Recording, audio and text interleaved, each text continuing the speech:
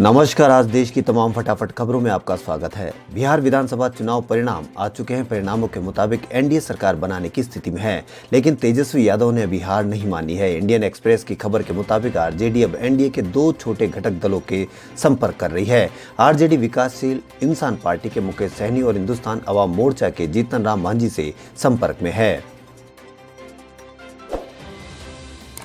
भारत का गलत नक्शा दिखाने के मामले में सरकार के इलेक्ट्रॉनिक्स और आईटी मंत्रालय ने ट्विटर को नोटिस जारी किया है। साथ ही उसे अल्टीमेटम देकर इस मामले पर जवाब मांगा है और उसके प्रतिनिधियों के खिलाफ कानूनी कार्रवाई करने की चेतावनी दी है। मामला 9 नवंबर का है, जब ट्विटर ने लेह को केंद्र शासित प्रदेश लद्दाख के बजाय जम्मू कश्मीर के हिस्से में दिखाया था। बॉलीवुड अभिनेता आसिफ बसरा ने आत्महत्या कर ली है। हिमाचल प्रदेश के धर्मशाला में जोगी बाड़ा रोड स्थित अपने घर में सुसाइड किया है।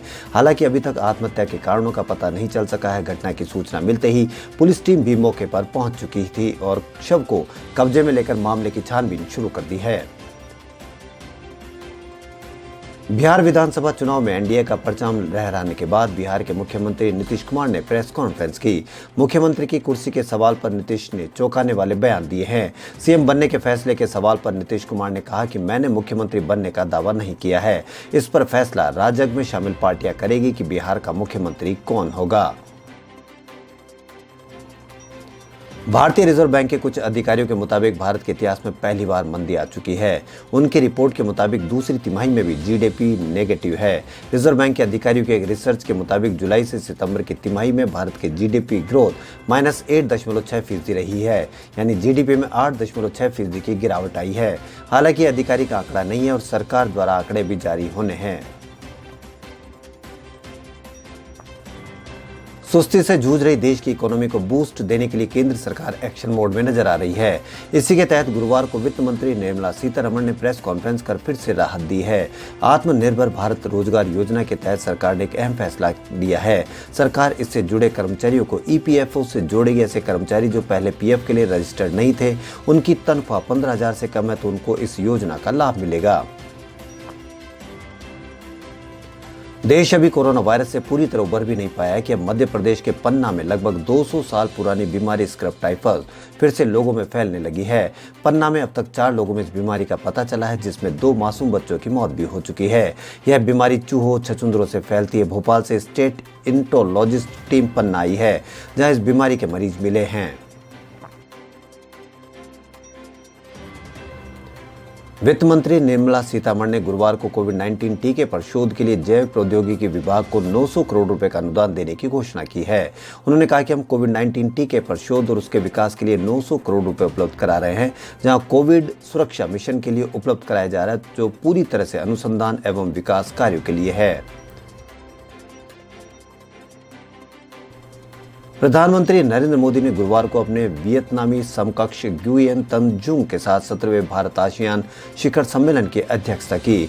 वर्चुअल सम्मेलन के दौरान प्रधानमंत्री मोदी ने कहा कि भारत और आसियान की रणनीतिक भागीदारी हमारी साझा ऐतिहासिक, भौगोलिक और सांस्कृतिक विरासत पर आधारित है। मोदी ने कहा कि आसियान हमेशा हमारी एक्ट ईस्ट पॉलिसी का मूल रहा है।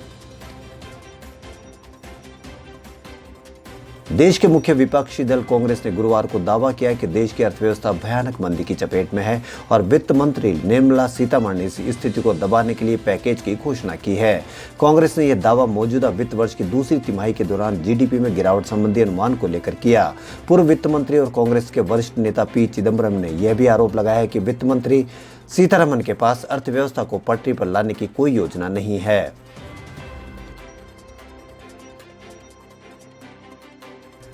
इस साल सितंबर के मुकाबले अक्टूबर में खुदरा मुद्रास्फीति में बढ़त दर्ज की गई है। गुरुवार को सरकार की ओर से जारी एक डेटा के अनुसार अक्टूबर में खुदरा मुद्रास्फीति बढ़कर 7.61% रही। डेटा के अनुसार सितंबर में यह 7.27% थी। Rating agency Moody's investor services ने 2020 के लिए भारत की आर्थिक वृद्धि के अनुमान में बृहस्पतिवार को अपने पिछले अनुमान के मुकाबले कुछ सुधार किए हैं। मूडीज ने 2020 में भारतीय अर्थव्यवस्था में 8.9% गिरावट आने का अनुमान जताया है, जबकि इससे पहले उसने 9.6% गिरावट आने का अनुमान लगाया था।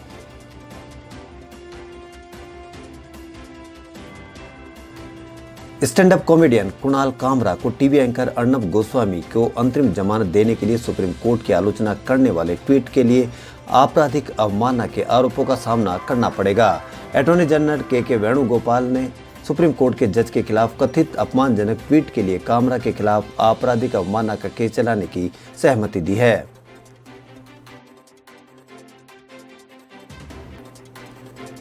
आईसीयू में भर्ती कोविड के मरीजों को बीमारी से ज्यादा तनाव, दहशत और आशंकाएं खाई जा रही है। बड़ी बड़ी मशीनों के बीच पीपीई किट पहने स्वास्थ्य कर्मी और कई घंटे एकांत में रहने के कारण मरीज मानसिक रोगों का शिकार हो रहे हैं।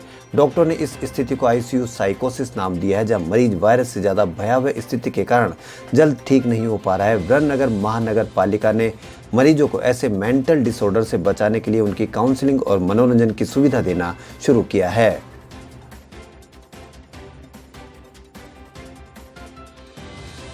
सरकार के साथ सहमति बनने के बाद गुर्जर आरक्षण संघर्ष समिति ने बयाना में जारी अपना 11 दिन पुराना आंदोलन गुरुवार सुबह समाप्त कर दिया। इसके साथ ही दिल्ली मुंबई रेल लाइन पर ट्रेनों की आवाजाही बहाल कर दी गई है और कई जिलों में बंद पड़ी मोबाइल इंटरनेट सेवाएं भी चालू हो गई है। उल्लेखनीय है कि आरक्षण सहित कई मांगों को लेकर आंदोलन कर रही गुर्जर आरक्षण संघर्ष समिति के प्रतिनिधि मंडल को बुधवार को यहाँ मंत्रिमंडलीय उप समिति के साथ बैठक हुई, जिसमें 6 बिंदुओं पर सहमति बनी थी। खबरों फिलहाल इतना ही। यदि आपको हमारा चैनल पसंद आए तो लाइक, सब्सक्राइब और शेयर अवश्य करें। धन्यवाद।